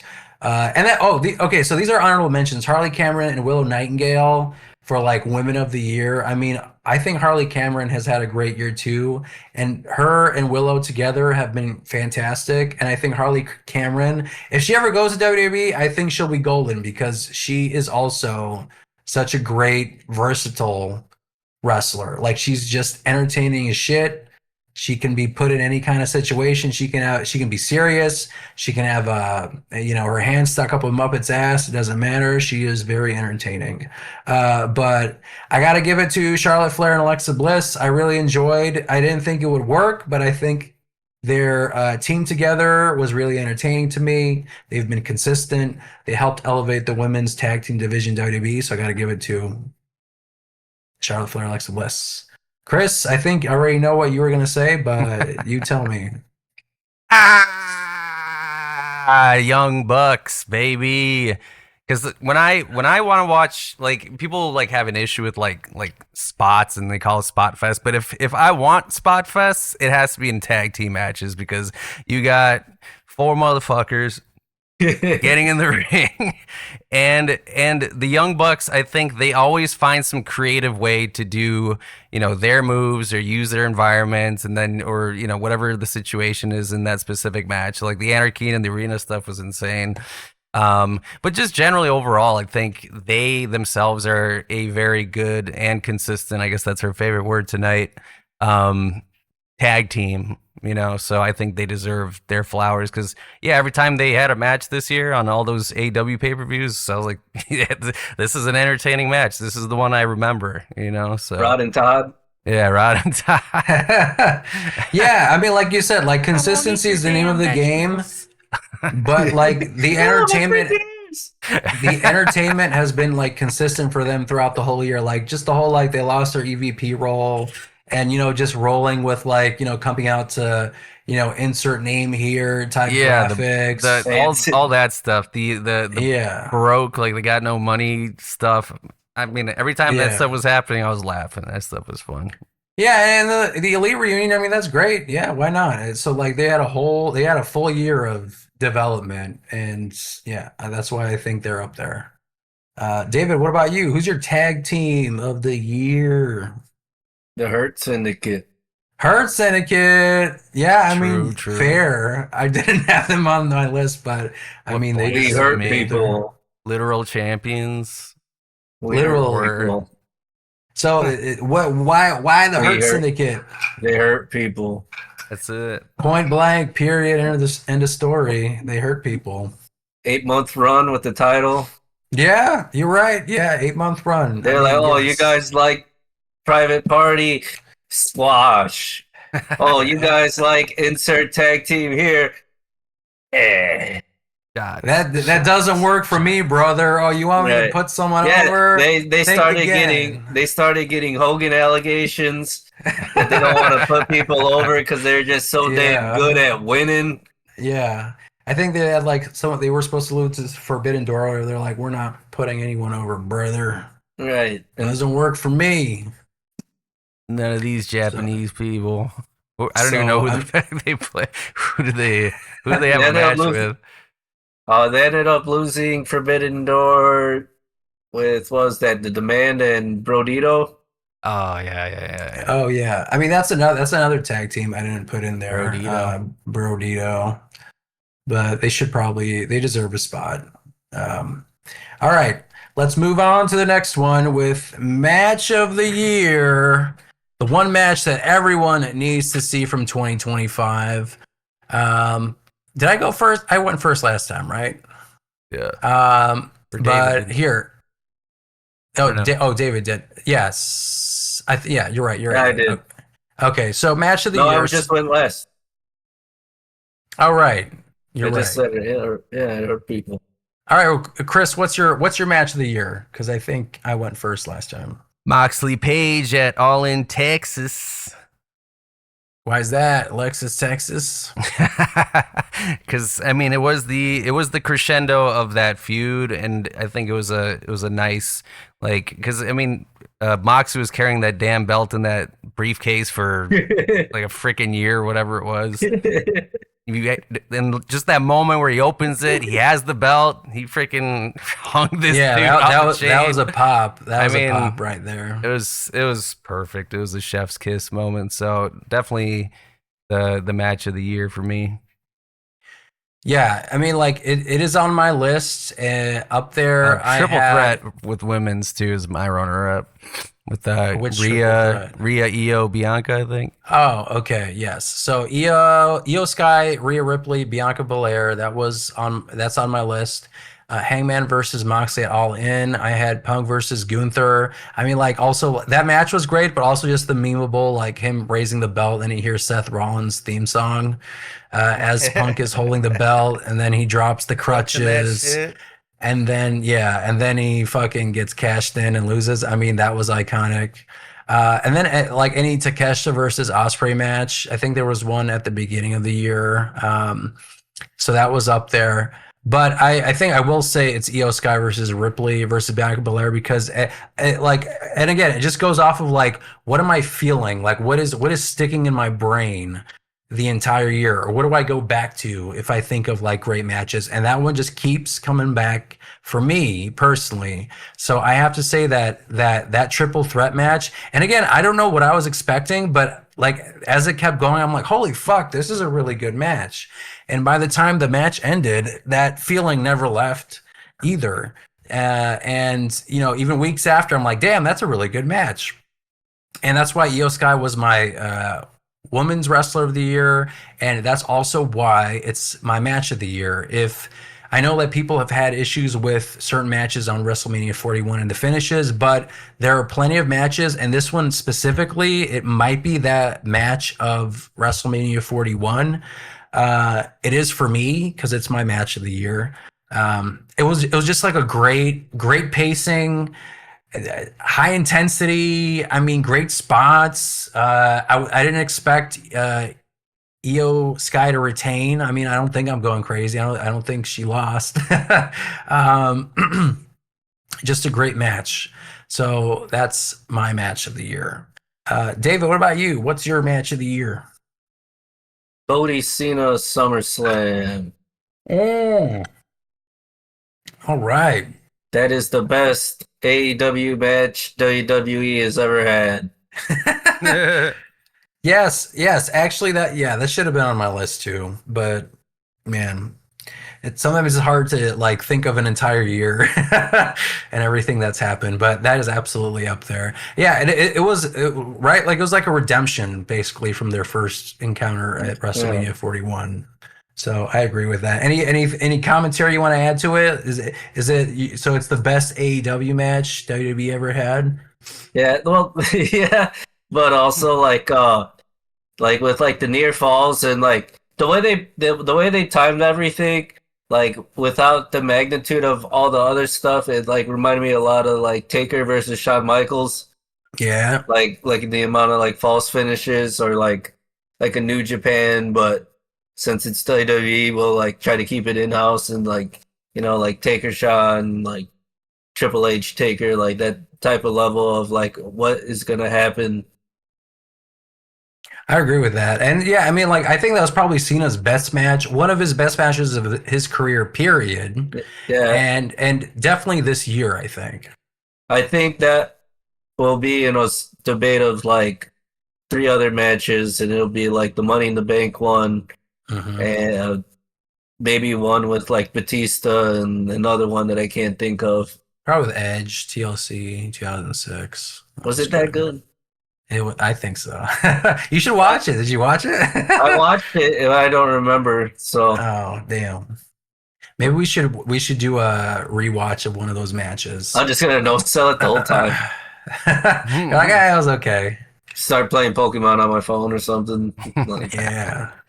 So that's a great match. I agree with that. And I don't know why I didn't add it to my list, but that definitely deserves a spot. So I want to move on to the event of the year. So the best overall pay-per-view or PLE. So WrestleMania, All In.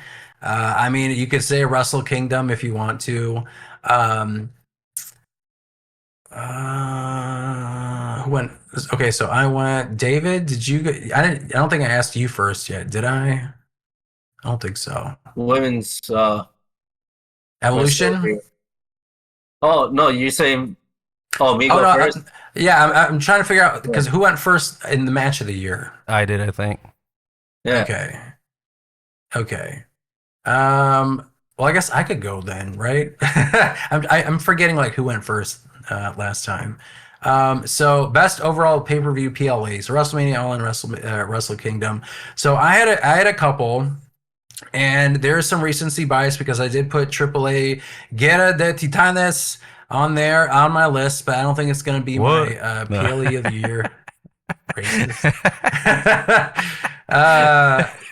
So I also had WWE Evolution. I had Elimination Chamber, and partially it was because of the John Cena heel turn. I had Double or Nothing 2025, All in Texas. And yeah, that's about it. I thought about putting WrestleMania 41. Yeah, it'll be up there. But I think I'm gonna. Fuck! I had a decision and then I had to pause. Okay, so the thing that gave me the most visceral reactions. Fuck. It's like a couple of these. That's a couple of these actually. Two from the hip. All right, I'm gonna go with WWE Evolution because I think it was a consistent. Like they all had consistently great matches. I think Elimination Chamber, like the biggest moment of the year, and this will be later, is up there with the John Cena heel turn. But I think the Evolution pay-per-view, I think there's a couple of reasons why. Because I don't think Evolution was given the promotion that it needed to this year, and it was like 8 years in the making. They haven't, or 5 years in the making. They haven't had one since like 2018. So that's number one, and they put off a great match card regardless of the promotion that it got, and that's still like criminally underrated. Like there is this women's revolution, but there's still this kind of like sometimes it's on the back burner type of feeling with the women wrestlers and the tag team division, that kind of stuff. So they put on a hell of a show, and Naomi cashed in at the end, and that like popped me huge. So I am going to give Evolution the pay-per-view of the year. Close second, I'm going to say Double or Nothing because that was just pure chaos, entertaining top to bottom. But Chris, what do you think? PLE show of the year.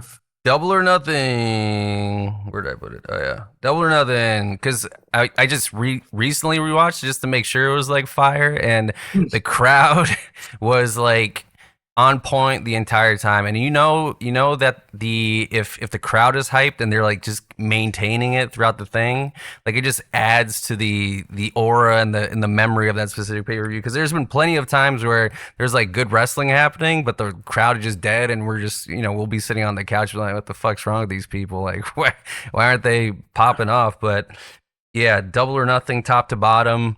Because like WrestleMania, I'm just not a fan of 2-night WrestleManias. You know what I mean? And if they're thinking about doing a 3-night thing, like freaking kill me. A week. A week, yeah. Or they started doing SummerSlam 2 nights, right? Or Yeah. yeah. Like I hate that because it's just like it's so bloated.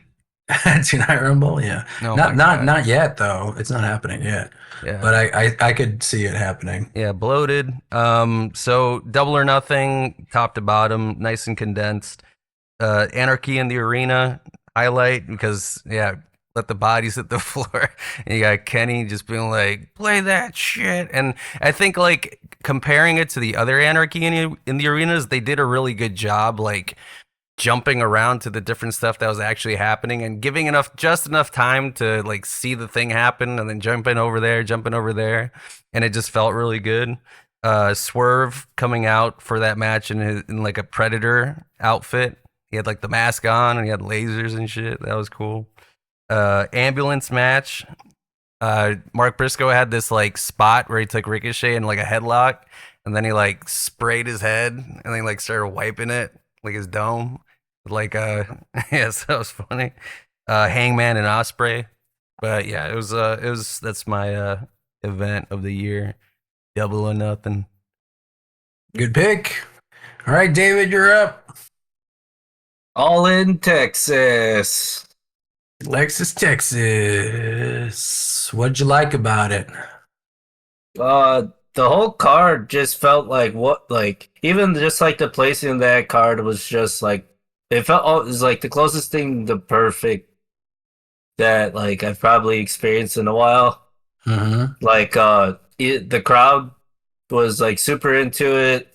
Like every match like truly felt like everybody involved like was putting their best out. Not that that doesn't happen in WWE, but like since All In and All Out are kind of like the two big ones for AEW, like it was a clear like WrestleMania feel, like energy wise, like it felt like a Mania. Yeah. It also gave me like a lot of like whenever you like look back at like old like festivals from like the 80s or 90s where it's like like 4 or 6 hours of just like nonstop like reaction and like just energy. Definitely gave like a lot of those vibes. Like even when I was watching a lot of the matches, I'd like catch myself getting like lost looking into the crowd and like just seeing everybody on their feet, and like even just like everybody got a pop in their intros, like all the vibes. It was great. I mean, Tony Storm, immaculate. Mercedes. I didn't put that on my list, but I think it should be match of the year. That was a great match, yeah. Yeah. So great pick. All right, we're gonna do one more with explanations, and then I think I'll do lightning round. If you want to explain it, great. If you don't want to, sure, that's fine too. And you can just throw them out there, because I know we're gonna approach 2 hours. So all right, where am I? All right, storyline of the year. The most interesting story for you this year, the narrative that basically had you the most emotionally invested. Who went first last time? David, how about you? I don't think I asked you first. I will go with Death Riders. All right, yeah. Okay. Any specific reason? This isn't the flash round yet. they just like the whole keeping the belt away thing, like the just like like everybody else, trying to stop them, like the fallout of like losing the title, the Darby stuff, even like the stuff going on now. Made Sting Okay. come back. Oh Yeah. Like, False retirement. yeah, That's like that's a good one. And yeah, like I said, like I think it had some had some first turbulence. half of the year was a little turbulence, and then I think it found its footing in the second half. Um, so for me, I had a couple. I did have Death Riders on there and their takeover. I had Bloodline Civil War 2.0, so that was up there. I thought that was still interesting. I had Who Attacked Jade Cargill because I thought that was interesting, and we all assumed it was Naomi. And then when it actually happened, that did pop me that she started being the Shadow Naomi, and Bianca Belair is just in there like, no! AJ Lee returning and the AJ Punk Seth Becky story, that whole thing, that's got to be up there for me. I mean, like we were at SmackDown, that can't not be up there for me. I gotta say the Cena retirement tour this year. I know it had its ups and downs, but I mean, it's historic. It made me emotional. It was probably one of the biggest things I was invested in this year. And I think it was the only story in wrestling that made me tear up. So, I mean, I got to give the Cena retirement tour the story of the year. Chris, what about you? Yeah, I mean, it was a tie between Death Riders and Cena, but I'm gonna have to say Cena as well. Yeah, I mean, just because, yeah, pure emotion. That's the main thing. Is like, what am I feeling? But I might have not been sad with like Adam Page, but it was definitely, there was like just a hell yeah. I just kind of like, you just felt that in your Like we throat. won. Yeah, like we won it finally. Like it's like, get that shit out of that damn briefcase. It was just a lot of good moments that made it like very joyous. So, but I guess I would say the Cena match as well, or the retirement tour. And I guess I should also throw in like it was like the first half of the year, but I mean the Tony Storm, Mariah May like blowout at Revolution. I mean that was also that's why AEW was probably promo of the year because they had so many like great like match blow-offs and like stories like that. So that was great. Even with some like I said, like some weird start and stops, but like Tony Storm, Mariah May, like that was special. All right, this will be lightning round. So explanation is optional. So promo of the year. Who do you feel like cut the one interview or segment that gave you chills? I um I think CM Punk with Seth Rollins, uh, Eddie Kingston, but I'm gonna give it to Naomi and her confession on the video promotion. And I've already talked about this on a previous episode, but like it's like sometimes when you have a promo and then you're just like, fuck, yes, I believe you. Yes, I'm invested. Yes, I've never felt this about Naomi before.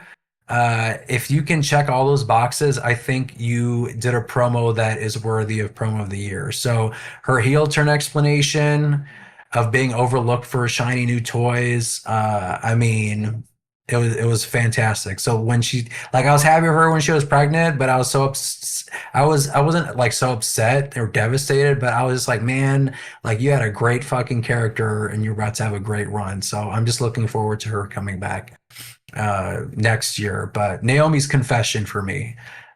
Chris, promo of the year. I'd just say the interactions between Swerve and Adam Page. So Okay. yeah, just I feel like every time they talk to each other, or if they're just like in the ring speaking, from their soul, like you can feel that, and they're really good at that. They're very good at purveying with like emotion, right? So yeah, I would say those guys anytime they have the microphone. CM Punk, Okay. sure, but I would say since I've already been AEW meat riding, we're going Hangman and Swerve.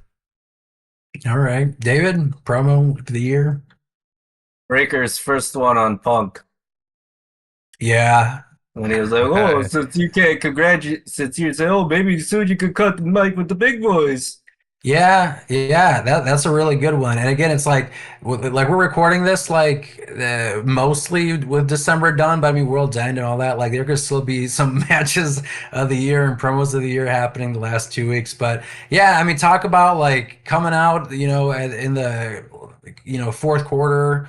What a great promo. Like that was absolutely one of the promos of the year. And I didn't put on it, but it should be up there. All right, Aura Awards. Let me explain this. Someone who feels like the biggest star the moment their music hits. So I had Jacob Fatu on there, Roman Reigns, Gunther, and CM Punk. And I am going to go with Roman Reigns. The aura off. I think there's like a handful of people like if they're in 2025, if their song hits, the crowd collectively blows a load. You know what I mean? Like there's only so many people. So I gotta say Roman Reigns. Chris Aura Award. Who's got you hear that song? Fucking Aura Chief. I mean, Cena was 2025, right? Yeah. But I mean, I'd throw Kenny in there, and I would throw Swerve in there. Okay. David? I'm leaning towards Obafemi because I'm really surprised at the reaction he got at Saturday night. Like, I knew people were gonna know him, but it's like they really knew him. Yeah. They And same did, with the yeah. SmackDown before. Yeah, and that's not just like a coincidence too. It's like he's been mostly in NXT and like those smaller crowds, but like yeah, like you said, SmackDown and at Madison Square Garden. I mean that's an aura right there if there is one. Like 2 years in, 3 years in, and you're getting that kind of reaction. I mean, I think that's aura right there. Okay. Gimmick of the year, the most successful character reinvention or new persona or a persona that's just been working for you this year. So I got Timeless Tony Storm, Heel John Cena. I put in there because it was so unique and love it or hate it. That's why it's up there. That's about it. That's what I had. Oh no, actually no, I'm missing one. Proceed with caution, Naomi. She should be up there too. Um, fuck. I'm just gonna keep giving Naomi your flowers. I'm gonna give it proceed with caution gimmick. Great stuff. No notes. Chris? I didn't study for this test. Probably Tony. I mean, if like Tony? something, just because like when something like pops up in my head, like memorable, like yeah, like Tony Storm to me, Yeah. I'd say she'd be on there for sure. We're going Whatever with comes Tony. to your mind. Yeah, I mean she's up there. David, gimmick of the year. Dom. True. That's a good one. Honestly, I don't know if it's gimmick of the year, but I would also give it to Mr. Iguana too, because he's had a pretty good like breakout year as a Yeah, gimmick. true. Like he's been in AAA, but like then he got introduced to like a wider audience, and now you have like fucking Mr. Iguana like plushies and Yes, stuff that sell yeah. out. Yeah, so I feel like that's got to be up there. Um. Breakout star of the year. So person who started the year, maybe in the mid card or NXT, Ring of Honor, and ended it like up there. So I feel like there's quite a bit of people. And you mentioned Obafemi. He was actually on my list here. And I also put Stephanie Vaquer, Tiffany Stratton, and Kyle Fletcher has had a really great year. I don't think any of us have mentioned Kyle Fletcher, but he's had a pretty damn great year. So I think I have to give it to. All right. Well, I've been writing WWE, so I'm going to give it to Kyle Fletcher as a breakout star of the year. I think he's been having a great run. David, what do you think? Breakout star. Breaker. Yeah, that's true. It's in the This name. this time last year, he was feuding with the IC title, Yeah, I think so. and Yeah. now And now he's about to start wrestle CM next Punk year. for the World Heavyweight Championship on the Right. first Raw of Netflix. So that's He a got in a breakout group star. with Rollins, kicked him out the group.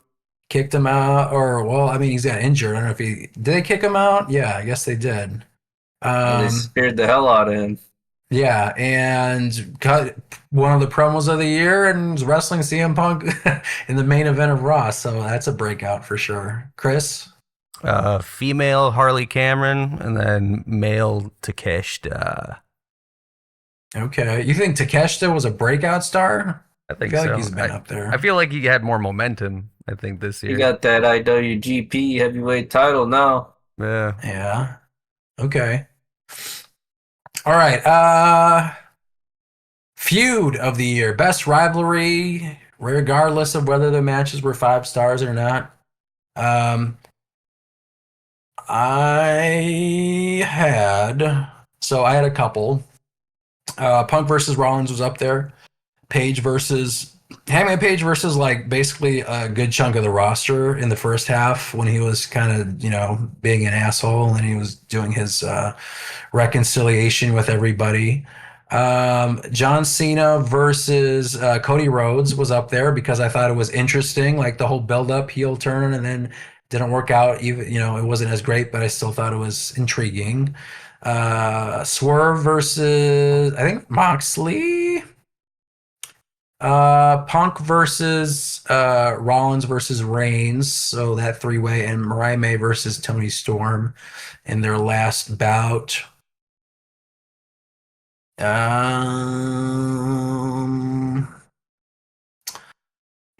gonna give it to shit.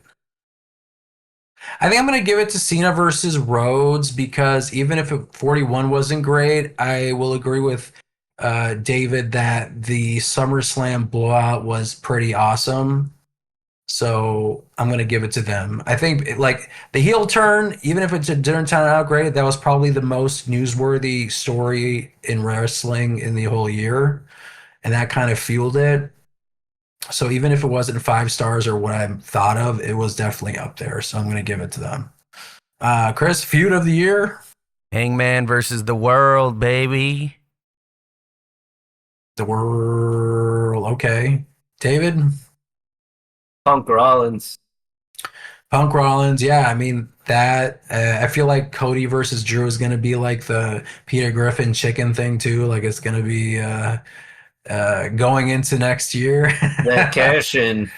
Yeah. I mean, like that was like the peak, right? Let's see. Let me move to the worst ones. I don't think we've done worst yet. So, biggest fumble. So, storyline or wrestler that creative completely messed up. Biggest fumble of the year. So, I had a couple. So, I actually had R-Truth returning. He had that serious promo, and then after 1 week, they literally dropped it. Cena, The Rock, and Travis Scott, of course. The New Day turned heel in December of last year, and I think that was one of the best heel turns ever. And then they fumbled in 2025 because it didn't go anywhere. MJF and the Hurt Syndicate they did the thumbs up, thumbs down, thumb up your ass kind of stuff for a while. And then you're in the team, and then you were out of the team, and then there wasn't really much to it. So I thought that was kind of a fumble. But honestly, I think the thing that pissed me off the most was probably the New Day heel turn fumble. So I'm going to give it to them because they turned heel in December of last year, and I thought that was one of the most interesting things. It was a reinvention of a team that's been around for almost 20 years. They give them a heel turn, and they really do. They've had like entertaining stuff with like the big ass hats and the funeral and all that kind of stuff. But like I felt like the Big E stuff, they could have done more with that, and I felt like that was a fumble. So I'm giving Papa H the fumble of the year with the New Day. Womp Chris, womp. fumble of the year. Yeah, Cena, Travis Scott, fucking Rock, all that shit. Because I mean, if I feel like the hype behind that was so high, and then it's just like, okay, sizzled out real Yeah. quick Yeah. I into agree. whatever that heel turn wound up, and then that just made that heel turn just stink because it's just like, all right, whatever. He's just in his feelings about shit, and the crowd sucks and whatever. Right. David? It's Rock and Trav. Yeah. Yeah. Like it could have been so much more. And I don't think Travis Scott was necessary. And then he kind of he was just kind of there. Like he was a focal point for some reason. There was no real explanation or anything. It just kind of sucked. I mean, what was the finger shit? What was he counting down to? It was like 3, then 2 at some point. Right. Is there any right. explanation of that? Well, people the thought throat it was. cut last October. Yeah. Yeah. I don't think there was one, but I think they were saying like, oh, he eliminated this person, he eliminated this person. That's why he was counting down. But at the end of the day, it didn't lead to anything. So I guess it didn't matter really. That was that's the fumble. Um, Like The Rock says, it doesn't matter. Right. Yeah, it doesn't matter, baby. The worst match of the year. Do you guys have any? I did put John Cena, Cody Rhodes 41. Like they had the best match of the year, but they also had the worst match of the year. It was like there were so many other great matches at WrestleMania 41, and then just like people were waiting for something to happen. And of course, it's our fault for assuming there was, but it's also WWE's fault for planting the idea of The Rock being there because they gave us The Rock at Elimination Chamber and at Bad Blood and Survivor Series and all that kind of shit. And Triple H was like, long-term storytelling. We're cooking, let him cook. So you're being told that there is going to be a payoff, and then Travis Scott shows up. People are waiting for The Rock to show up. Doesn't show up, and then that was it. John Cena wins. He wins the 17th title. That was nice to see, but it didn't meet anybody's expectations. So that's my worst match of the year.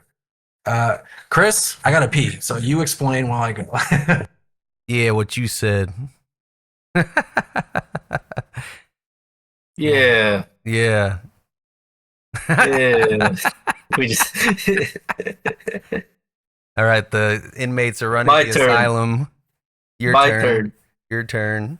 What you guys said. Yeah. Yeah. Yeah, no, that just wasn't good. Like, Yeah, I mean, I would say I would even, to be honest, I would throw the Gunther match in there as far as like quality. I'm just like, match was fine, but I respect the decision that happened, but I think the match itself was like pretty whatever. And I'd probably throw the that Cody Cena match in there. Is mine. yeah. But yeah. Definitely that. Yeah. He didn't even wash his hands. Smell his Yeah, I fingers. did. uh, I sure did. So, Chris, who was wash it? it with your piss. Nah. I was debating between the Cena Cody, or also Cena and Gunther. I thought the match was Okay. mid. And then David said I what wouldn't I say said. I said Cena Gunther? Cody. Yeah. I feel like that's just like everyone just had these expectations, and it's just such a visceral, like, no, none of that happened. Like, I don't think Cena versus Gunther was the worst match of the year. Again, like it was good. Like I thought the pacing was great, and it just ended how they wanted to end it, so I wouldn't put it up there. But I do think there was a lot of expectations, and based on how Triple H booked in the previous year for that one specifically is why it's up there. It's just disappointed a lot of people. How about, all right, so I'll have a mark out moment of the year, and then I want to see what your 2026 one to watch is. So we kind of talked about breakout star, but I want to see like who else do you feel like you're betting on the house for next year. So mark out moment, like the one surprise return that made you scream like a kid. AJ Lee returning on SmackDown. That was my mark out moment of the year. Me and David were there, of course, so that kind of added to it. But I loved AJ Lee when she was here, and just hearing the crowd reaction, just seeing her back in person, you know, not missing a beat. I mean, that made me feel like a kid. And that's not always, you know, that's sometimes a rarity in wrestling. So that really made me mark out personally. David, what about you? Any mark out moments this year? I'm probably gonna say that Cena-Sammy match from the same night. Oh yeah, that was really good. Because like, out of all the matches that like Cena's had or like that I've watched, like it was really nice to see it live. Like him have like a style match that a lot of people swear he can't have. Yeah. And then like apparently it was pretty commercial heavy if you weren't there. So you didn't get to see a lot of chain wrestling and things like that come out of John Cena. And then Brock came out and kicked his ass. Yeah, it was a series of crazy events. And if I get slack for saying I marked out for Brock, sorry guys. But I definitely marked out for Brock. Chris, what about you? Mark out moment of the year? I mean, hearing Drowning Pool during a wrestling match. So I'm gonna have to say that Anarchy in the Arena, just that whole thing. Because the second that song hit, I was like, oh yeah, here we go, we cooking now, baby. Yeah, we cooking with peanut oil. I will say, like the heel turn, like I said, John Cena's heel turn again in a vacuum though. You're watching Elimination Chamber and you see that happen. There's no way you did not feel like you were going crazy and screaming like a schoolgirl, because that shit's fucking crazy. You just saw John Cena turn heel.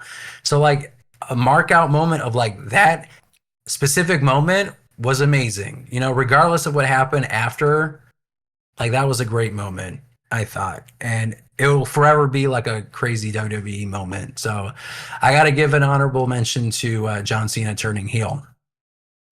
All right, last one. So the 2026 one to watch. So who do you feel like you're betting the house on for next year? So I did have a list. I did have Obafemi. I also said Jordan Grace is going to be big next year. Dominic Mysterio, I said, was going to be even bigger. But I also want to put in Natty Neidhart in here, because I think she's building a really good character, and she's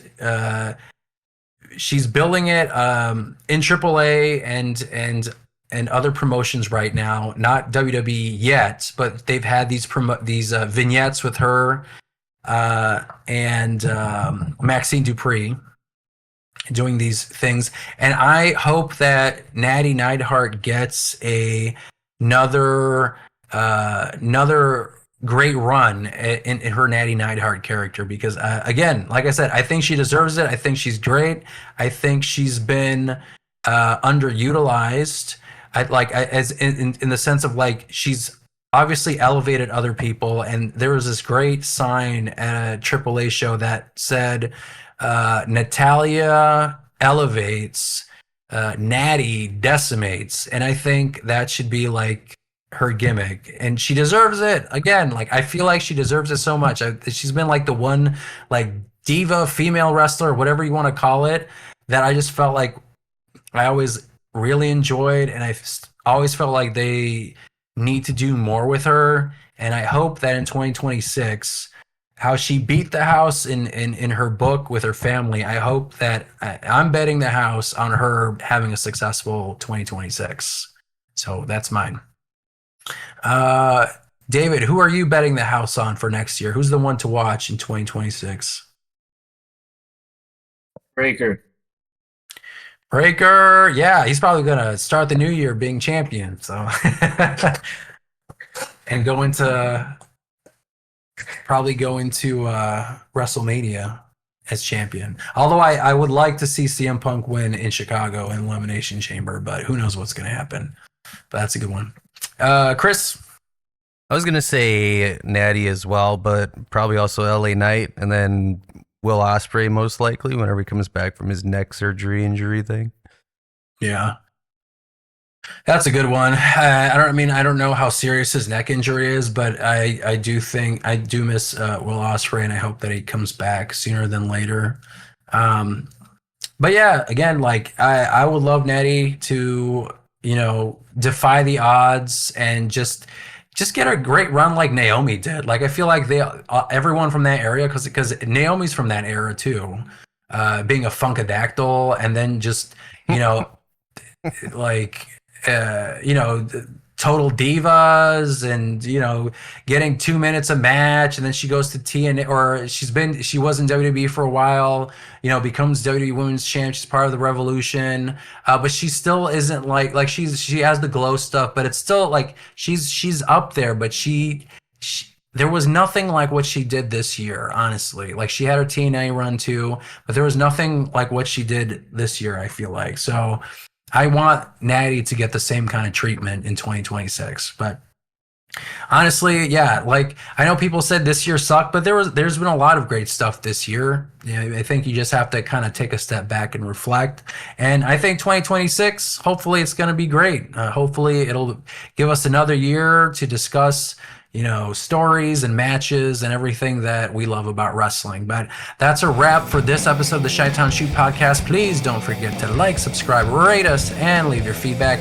Tune in next time for more Wrestling Madness. Until then, keep marking out, and Happy New Year.